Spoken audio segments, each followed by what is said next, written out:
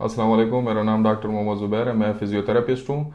आज का जो हमारा टॉपिक है वो है वैक्सीनेशन के हवाले से, यानी जब हम वैक्सीन कराते हैं या वैक्सीनेशन कराते हैं, जैसे कि आजकल कोविड का चल रहा है, तो इसके बाद कंप्लेंट्स आते हैं। किसी के हाथ में पेन होता है, किसी का वो कोई हैवीनेस फील होता है, नमनेस फील होता है, तो उसको हम कैसे मैनेज करेंगे। उसके लिए आज आपको मैं कुछ एक्सरसाइज बताऊँगा, तो उससे वो पेन मैनेजमेंट हो जाती है।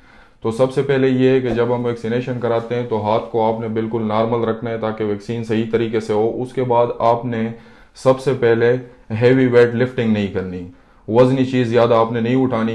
दूसरी ये है कि आप हाथ को, कैप्सूल को इस तरह स्ट्रेच करें, जिस साइड पे भी हो यूं यूं स्ट्रेच करें।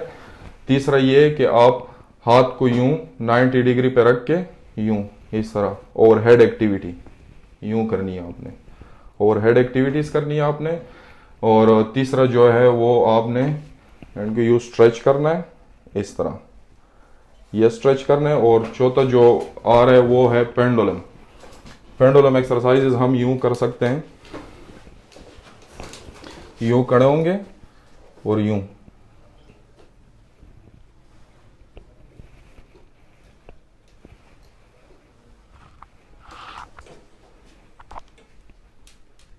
ये पेंडुलम एक्सरसाइजेज है। हम ये एक्सरसाइज इस तरीके से करेंगे।